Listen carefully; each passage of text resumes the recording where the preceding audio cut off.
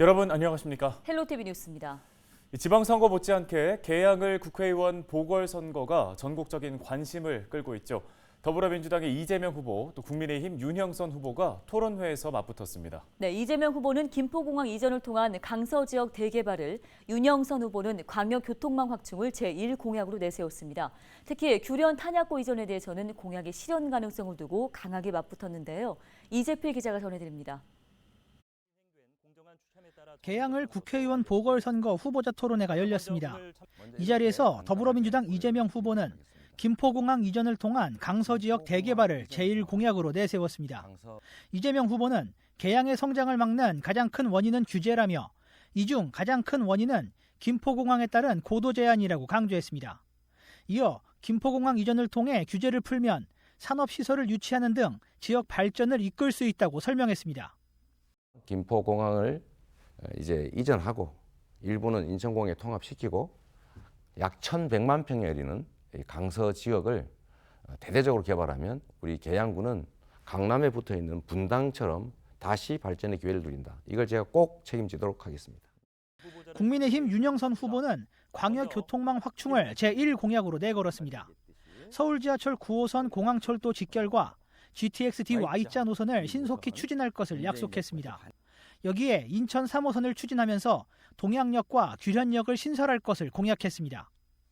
그다음에 이 GTX-D 얘기했듯이 Y자 D 노선 문재인 정권에서 반대했던 겁니다. 그런데 이제 윤석열 정부가 공약했습니다. 조속히 착공하도록 해서 지역의 민원 사항인 규련 탄약고 이전에 대해서도 두 후보는 각각의 해법을 내놓았습니다. 이재명 후보는 군부대 지하화가 현실적인 대안이라며 공약했고, 규련 탄약고 문제는 이렇습니다. 이전하는 거 다 말하지만 실제 실행이 불가능해요. 다른 데서 받지 않습니다. 현실적으로 가능한 방법은 이걸 현대화하고 지하화하는 겁니다. 지하화해서 지하로 놓고 안전성을 확보한 다음에 군사 규제 거리를 좁히는 거죠. 그러면 가용 면적이 늘어납니다. 이게 현실적인 대안이다 이 말씀 드리고요. 윤영선 후보는 탄약고 이전이 가능하다며 공약했습니다. 그런데 이 구련 탄약고 이전 그때 어느 누구도 제가 6년 전에 20대 총선에 나왔을 때부터 이 문제를 제기했고 했지만 여당 국회의원들이 이거에 대해서 전혀 관심을 기르지 않고 나중에 질문을 했을 때는 불가능하다는 그런 얘기들만 했습니다. 제가 이거 해결할 수 있습니다. 특히 두 후보는 탄약고 이전 실현 가능성을 두고 강하게 대립했습니다. 제가 이 부분에 대해서 이번에 중앙당과 긴밀히 구체적으로 국방부의 의견을 듣고 논의를 했습니다. 멀지 않은 시간에 구체적인 로드맵을 발표할 겁니다. 그리고 이전할 만한 장소도 저희가 마련했습니다. 그러나 이거는 제가 답변할 문제는 아니기 때문에 그 수십만 평의 군사 규제를 받는 탄약고를 어디서 좋다고 받겠습니까? 받을 데가 있으면 바로 옮기지요. 대안도 없이 말씀하시는 거 옳지 않고요. 이전 장소 확보했다는데 어딘지 말씀해 주셔야 합니다. 확보해 놓지 않고 말씀하신 그거는 국민을 기만하는 것이거든요. 이외에도 두 후보는 연고 문제와 농지법 위반 의혹 등을 제기하며 강하게 대립했습니다. 헬로티비 뉴스 이재필입니다. 다음 소식입니다. 항공소음도 모자라서 이제는 발 아래 고속도로까지 관통하게 생겼습니다. 540여 세대가 모여 사는 부천 고강동의 한 아파트 이야기인데요. 네, 지역의 민원이 끊이지 않을 정도로 주거 환경은 열악한데 수십 년째 달라진 게 없습니다. 어김없이 돌아온 선거철, 이번에는 좀 기대를 해봐도 될까요? 이정아 기자가 현장 취재했습니다. 부천 고강동의 한 아파트. 김포공항 활주로가 인근에 있습니다. 30대에 이곳으로 처음 이사온 이명순 씨는 이제 60대가 됐습니다. 항공소음과 함께한 세월이 어느덧 40년 가까이 됐습니다. 이게 계속 뭐 세월이 흘렀다고 그래서 소음이 안 들리는 거 아니고 만성이 되는 게 아니에요. 아파트 뭐 재산 가격이나 뭐 이런 거에도 물론 이제 큰 영향을 미치기는 하지만 엄청 자존감을 많이 잃게 해요. 이 소음이라는 게. 아파트 옥상에서 20분 가까이 지켜본 결과 항공기 9대가 연이어 착륙합니다. 2분당 한 대꼴로 머리 위에 비행기가 지나가는 셈입니다. 아파트 하늘 위로 비행기가 잇따라 지나가면 항공기 소음에 목소리도 덩달아 저절로 커집니다. 주민들은 난청에 시달립니다. 사람들이 일상 대화가 진짜 일상생활이 지금 되질 않는 거예요. 지금도 봐도 아시다시피 지금 인터뷰 기간에도 지금 비행기가 전해하니까 이게 대화가 안 되잖아요. 그래 일상생활이 너무 힘들어요. 이 지역의 소음도는 80 이상 85 미만 웨클. 공항 소음 대책 지역 기준인 75 웨클보다 높습니다. 어둠이 내리면 고통은 더 심해집니다. 굉음은 김포공항 활주로가 닫히는 밤 10시 반 무렵까지 계속됩니다. 주민 보상은 공항소음 방지법에 따라 방음 냉방시설, 여름철 전기료 지원, 지역시설 이용 지원 등에 그치고 있습니다. 정치권에서는 김포공항 이전 논의가 꾸준히 제기되고 있지만 당장 현실화될 가능성은 낮습니다. 게다가 수년 전부터는 또 다른 걱정까지 더해졌습니다. 전체 길이 20.2km의 6차선, 광명과 서울 강서구를 잇는 광명-서울 민자고속도로가 아파트 30m 아래로 지나게 된 겁니다. 국토부는 이 사업을 지난 2018년 승인했지만 그동안 관계 지역 주민들은 환경과 안전을 이유로 크게 반발해왔습니다. 현재 아파트 인근 사업 대상지는 본공사에 돌입하기 전 준비 작업으로 분주합니다.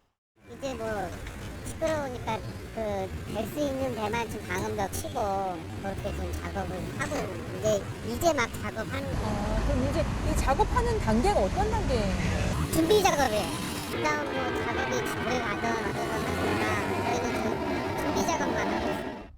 아파트를 둘러싼 외벽은 오랜 세월을 거치며 노후돼 곳곳으로 균열 자국이 선명합니다. 무너짐을 막기 위한 임시 방편도 눈에 띕니다. 주민들은 이런 상황에서 공사를 강행할 경우 안전 문제가 크게 우려된다고 말합니다. 우리 아파트가 지금 산 바로 밑에 옹벽이 다 설치가 지금 돼 있는 거예요. 이 옹벽이 언제 무너질지 모르는 거예요. 지금 이 주민들은 언제 이 옹벽이 무너질지 또 발파 작업을 시작한다면은 불안에 떨고 밤에 잠을 못 자는 거예요. 이에 대해 사업 시행자인 서서울 고속도로 주식회사는 부천 고강동 공사 부지는 본공사 시작 전 연도변 조사를 통해 일대 건물 균열이나 위험도 등을 충분히 측정할 것이라고 밝혔습니다. 불안감이 컸던 주민들은 지난 겨울 혹한의 추위 속에서 천막 농성을 이어가기도 했습니다. 반대 성명도 수차례 썼지만 해결된 건 없습니다. 2주 만이 답이고 그리고 모든 이제 부천시 장님도 그랬고 한번 검토해 보겠다. 모든 이제 정치인들도 검토해 보겠다고 이번에도 마찬가지에 다. 고강동 일대의 열악한 주거 환경. 이번 지방선거 후보자들의 공보물을 살펴봤습니다. 지역구 시의원 출마자들의 공약에만 간간히 보이고 중요도에 따라 다른 현안에 밀리거나 빠진 경우도 있습니다. 긴 세월 선거판에서 숱하게 언급됐던 고강동 주거 환경 공약들. 주민들이 후보들의 약속에 더는 기대를 걸 수 없는 이유입니다. 4년마다 이제 지방선거하고 또 총선하고 막 대선 같은 게 계속 맞물리면서 여기를 어떻게 해주겠다 그냥 말로는 막 이렇게 구도로는 얼마든지 와서 떠들어요. 40년 소음 민원에 이제는 고속도로 공사까지 견뎌야 하는 처지에 놓인 주민들의 불만이 갈수록 커지면서 지방선거 이후 정치권이 어떤 해법을 내놓을지 관심이 쏠립니다. 헬로티비 뉴스 이정화입니다. 헬로티비 뉴스가 지방선거를 앞두고 각 선거구에 출마한 후보들의 면면을 소개해드리는 격전지를 가다 시간입니다. 네, 오늘은 2인 선거구에서 3인 선거구로 바뀐 김포시 다선거구로 가보겠습니다. 이세진 기자입니다.